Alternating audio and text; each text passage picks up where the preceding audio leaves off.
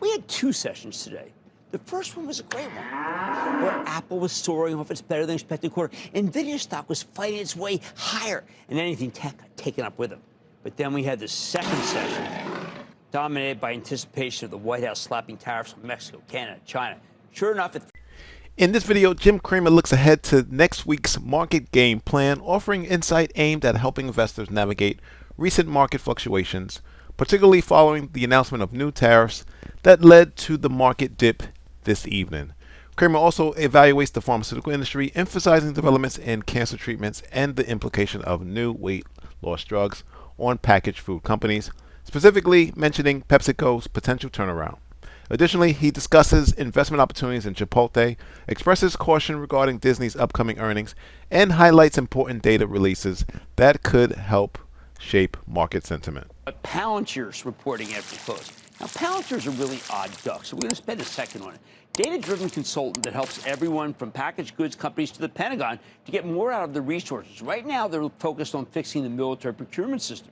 We give way too much business to a handful of defense contractors, and it jacks up the price of all the hardware we, the taxpayers, pay for. Now, Palantir's volatile, unabashed CEO, Alex Karp, is a messianic figure to some and a Pied Piper to others. He caters to his retail investor base, and the stock's a levitator. I call it GameStop with the brain. I've been saying it's going to 100 ever since it was in the 50s. Now it's at 82, shows no sign of letting up. Mark my words, $100 or bust.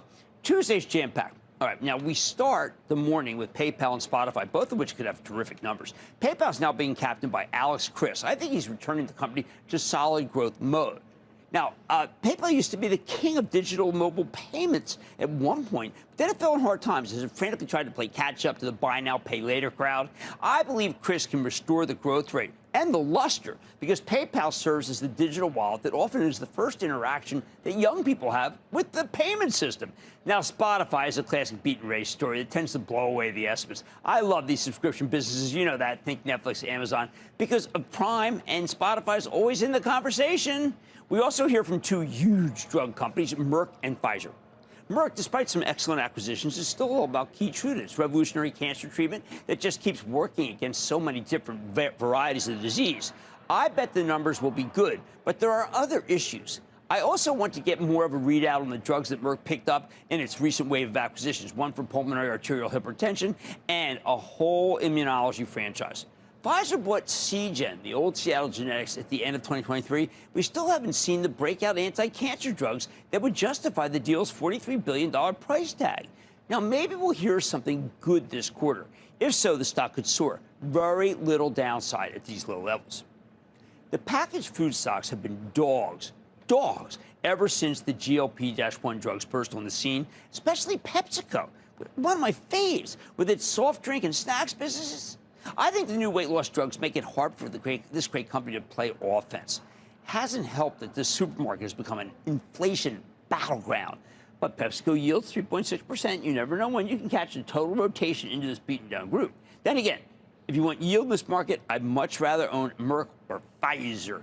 After the close, Alphabet reports, and we want to find out if the search business is being cannibalized by its Gemini AI offering. I think YouTube is just on fire.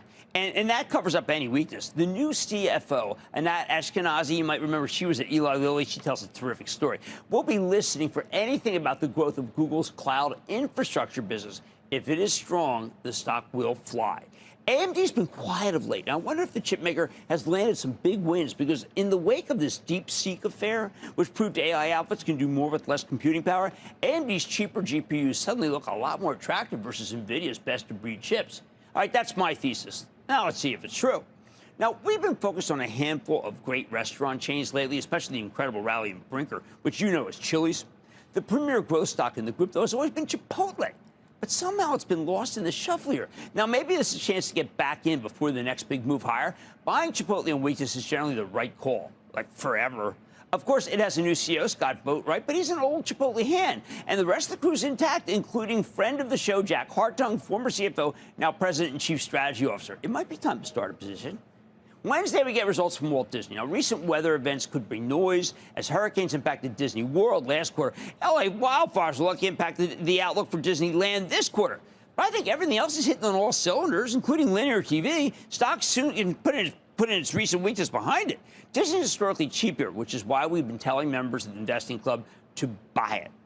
Novo Nordisk. Okay, now this is really interesting. See, this is the drug company behind Ozempic that they report. Now, maybe they can give us clarity about how well these drugs are doing, because Eli Lilly has already announced soft fourth quarter sales, but expects a very good 2025. Remember, we heard them when we were out in San Francisco. I'd like to hear the same thing from Novo Nordisk. If you do get good news from Novo Nordisk, get this, you might want to buy some Eli Lilly before it reports on Thursday.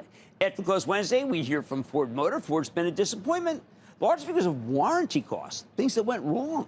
But with long-term interest rates high and likely going higher, their sales could be stalling. The stock's been awful, so there's limited downside at these levels. I question the upside.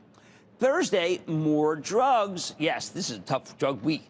Or aforementioned Eli Lilly reports. While CEO David Ricks announced here on CNBC that 2025 will be a good year, we got to get some more details before we plow in. I remain steadfast. We have a big position for the trust. Next, another trust holding, Bristol Myers. They got a whole series of great drugs. But the one people are watching very closely is Cobenfy. That's the first new class of schizophrenia medications in 30 years. Far fewer side effects than the current standard of care, if you want to call that a standard of care. I bet CEO Chris Borner will give us an early read on prescriptions written this year. Now, this could be a nice upside. And I've got to tell you, with that yield, it's one of my faves. After the close, Amazon reports, and although I predict terrific numbers, they might not be as terrific as they have to be to justify the stock's incredible recent run. We own it for the Charitable Trust, too. This is like our Charitable Trust week forever. It's a bonanza. But you may want to wait until after the quarter to do any buying. I'm not being negative.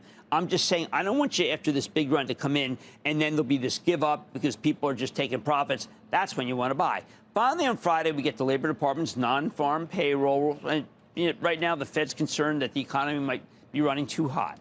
If we get robust job growth with higher wages, then I doubt we'll see any rate hikes in the first half of the year.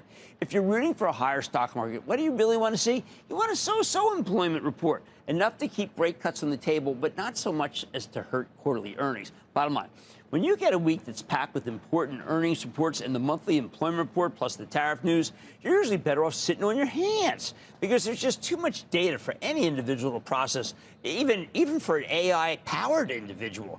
By the way, let's just throw in this DeepSeek stuff, which has made tech too maddening to buy or sell and too, let's say, boring.